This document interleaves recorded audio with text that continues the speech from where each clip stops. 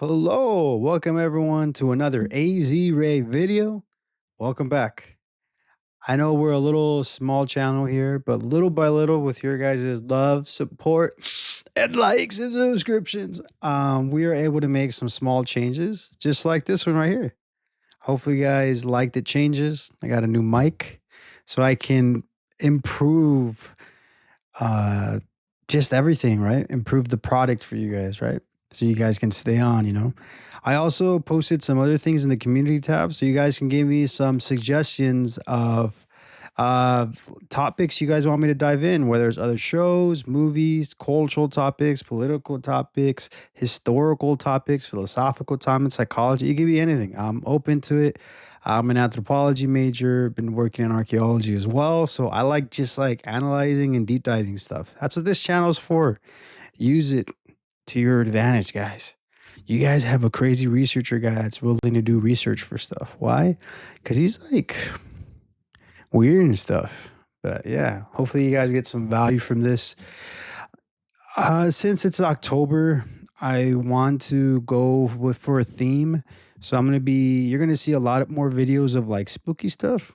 So we're trying to do like horror, thriller, suspense type of movies for October. I'm probably gonna put some other type of stuff as well, but that's gonna be the main focus for October.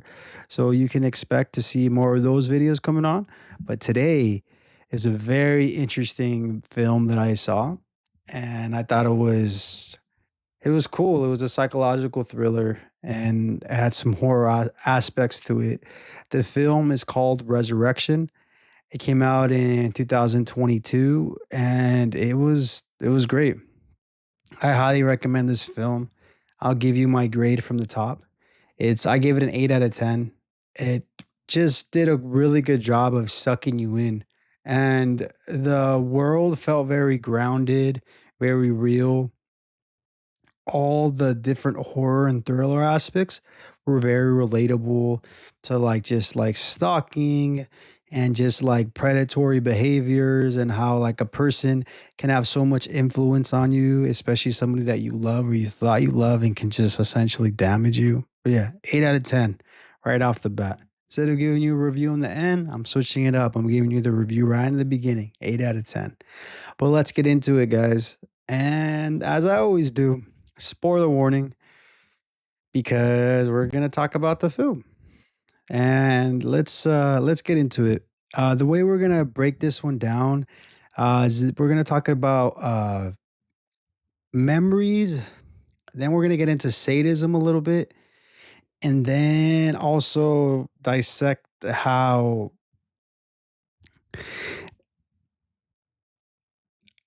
Margaret was affected by. It sounds dumb, but if you've seen the movie, you'll know what I mean. Um, of men can have kids. And yeah, I know that sounds dumb, right? Men can have kids, but this lady has a lot of like emotional baggage and trauma that it's hard for her to process that. Yeah, I know it sounds weird, but watch the movie. It'll make sense if you watch the movie. If you've seen the movie and you're watching this review, you're like, "Oh, okay. Yeah, I know what he's trying to say." Yeah, definitely check it out. I'm sure you can find it online. I found it on Hulu. I'm sure you can find it on some other streaming service or rent it. Honestly, it's worth it. Trust me, it's worth it. It's not super scary, so you could watch it with someone who's like doesn't have the scariest tolerance. So I think, yeah, that I highly recommend it. Let's get into it, guys. So censored. So the story is centered from Margaret's point of view. We get a glimpse in her life. She is essentially, it seems like she's like some kind of HR representative. We're not sure exactly, but she has some kind of corporate position for like a bioengineering company. And she seems like a successful person. And then we see that she has a lot of other layers to her. She's sleeping with a man who's married. She's a single mom, and she's doing her best to get by. And she's also mentoring this young intern who she's trying to groom to make sure she's like set in place, so she has like a successful future. But it looks like she's going through some trauma, right? and she's trying to work through her own trauma with her like toxic boyfriend because he's very like manipulative, and she's able to advise her to like essentially leave him and whatnot. And that brings us to our first point of memories. So we're watching this movie, we're seeing this story unfold, and we want to believe Margaret. We want to think that she's telling the truth. But then there's little moments as the story slowly unfolds, it makes you think,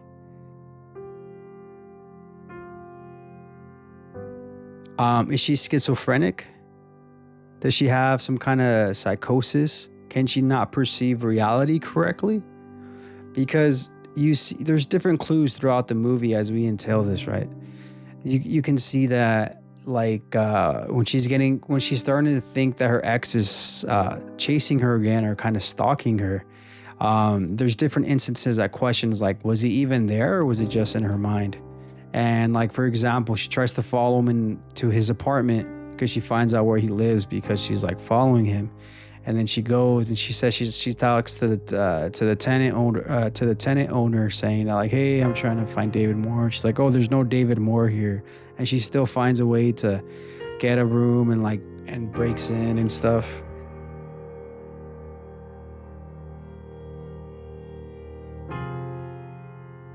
So when Margaret goes to try to confront David, in one of the instances, she visits his hotel and tries to get his information.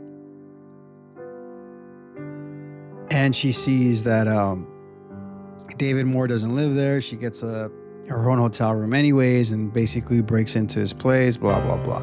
But then, and then she gets kicked out, right? So at that time, you're thinking, is David Moore even there? Does he even exist? The other thing too that I want to like dive into that a little bit is that like Margaret did such a profound and deep like reconciliation, almost like a confession, because she never told anybody this deep dark secret, right? And she finally told it to this intern, and she was such a vulnerable thing for her to do, and the intern just kind of dismissed it and just like couldn't process it because it was too much for her. And I'm sure that must have hurt Margaret. You know what I mean? She thought she could open up to somebody and get some kind of compassion or sympathy or some help or comfort, but she didn't get that. And I'm sure that was devastating and heartbreaking for her. And of course, as the viewer, I'm sure you feel bad for the character as well. And then the additional heartbreak that we get is that her daughter tries to essentially kind of form of intervention with her because she starts saying that like she thinks her mom's having a psychotic episode. And it's tricky, right? And then we're seeing the story unfold more and more, and it plays into the first point that I'm kind of getting into, which has to do with memories, right? Memories are this complex thing, right? Memories are probably one of the worst forms of evidence that we have as humanity. Memories never truly form the way we think we do. And when you actually analyze what a memory is, it's more of a feeling. It's more of a feeling that you get from like some kind of reminiscing from the past, because there's no way that your memory can like realize the exact details of everything unless you have photographic memory.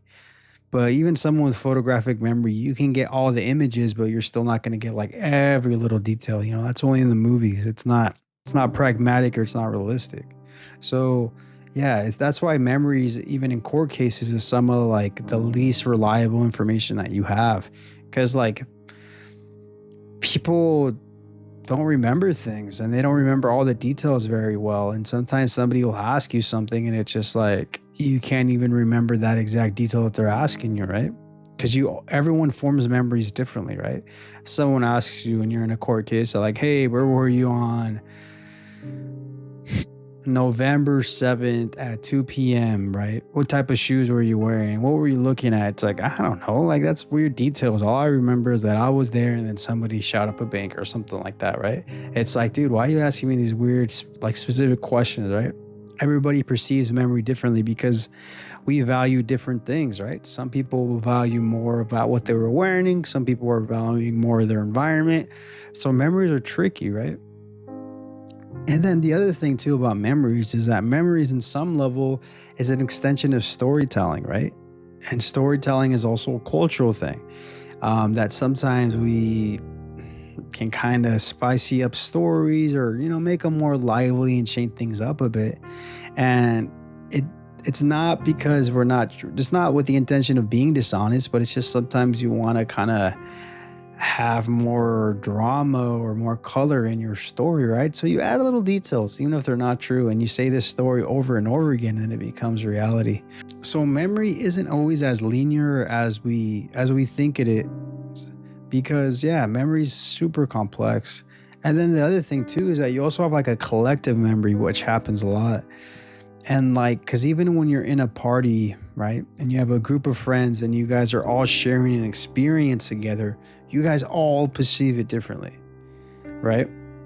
But then there's other events when there's like a collective memory of like trauma, right?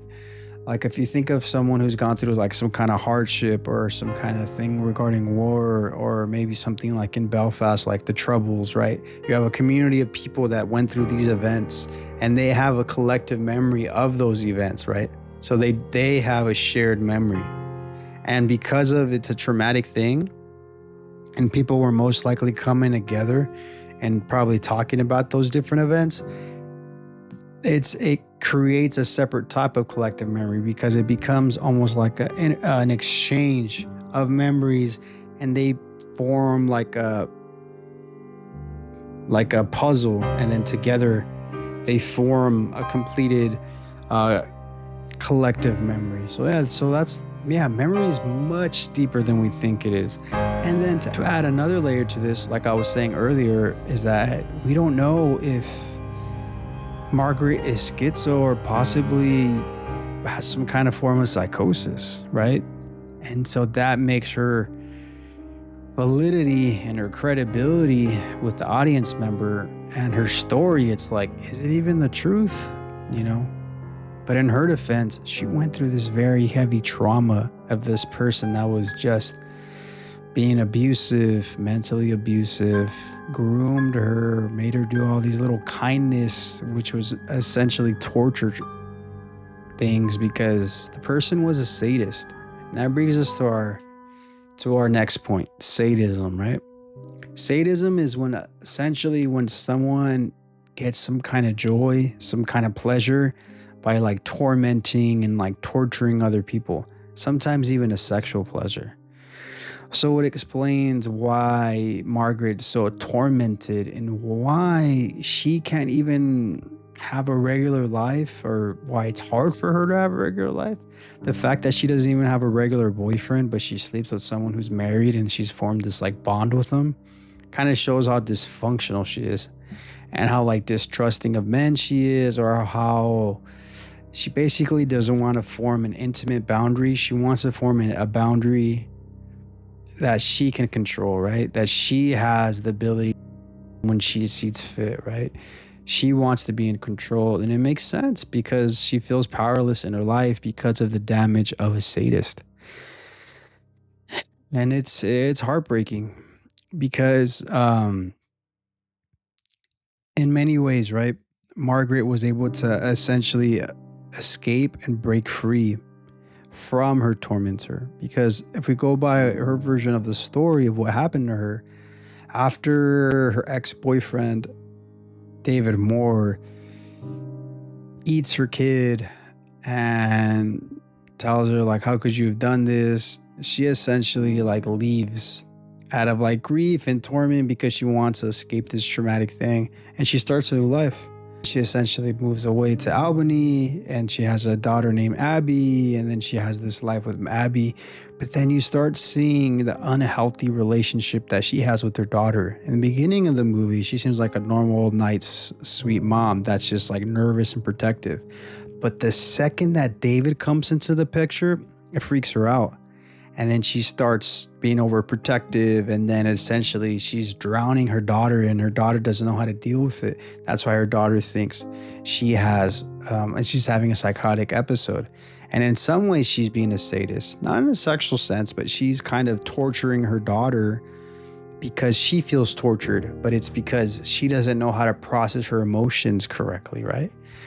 And it's heartbreaking because like when she also tells about her story, like, David Moore was able to sweet talk her parents into like them being together, them living together, and he was at least 20 plus years older than her, which is kind of gross. And it's kind of heartbreaking that like she went through this traumatic event alone and she had like no support of her family, which is heartbreaking. And this brings us back to her final point, right? Once again, Margaret is able to overcome her sadism, and as she gets invited to this hotel with David Moore to hear the baby's heartbeat and to hang out with the baby, we see that she puts her head on essentially like the womb region of a man, which we both know, or we all know, doesn't exist, right? But because she's mentally unwell and because she's falling for his hypnotic trance of his, I don't know, torments her ability. I don't know. He has this power over her, right? And he just kind of believes her, or she kind of believes him. And so then all this happens, and then she gets overcome by aggression and emotion, and she essentially overpowers her torturer. She splits him in the middle, right in the abdomen, and holds her baby, right? And then we get fast forwarded to this like dream-like states of like, you know, euphoria, and we see that she's like, her daughter's even holding her baby son, and that they're having like this beautiful moment of joy, and it's like a happy ending. But of course that didn't happen, right? That's my opinion. I don't think that happened. I think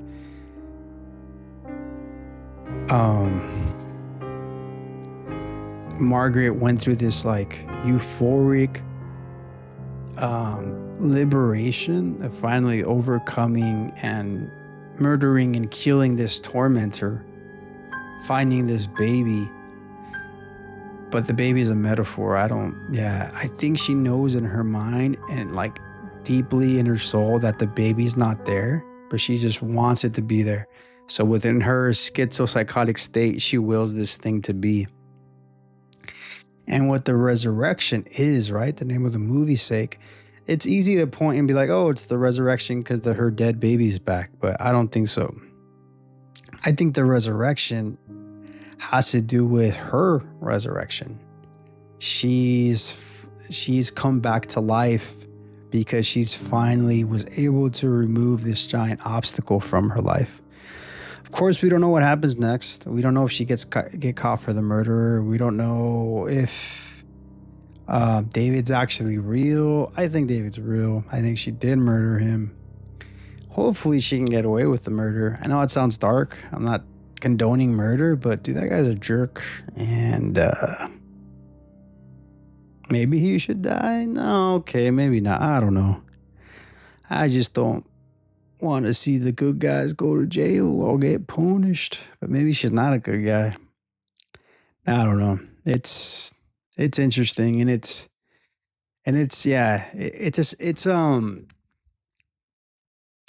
interesting, but I think it's also heartbreaking. And I honestly think that's the true horror of the movie, is that we're essentially seeing a psychotic breakdown and what it takes for a person to essentially have like a bad day or bad sets of days, on how Margaret will was broken, and she ended up doing something that she probably wouldn't never normally do, right? She killed a person to try to get revenge for someone who tormented her. That's the movie. And as you see her journey, it feels justified. It feels valid, for sure it does. But yeah, guys, I hope you enjoyed this AZ Ray video.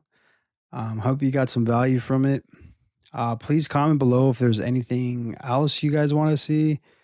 Yeah, we can go deeper into different topics. Hope you enjoyed this, and don't forget to like and subscribe. And that's been another AZ Ray video.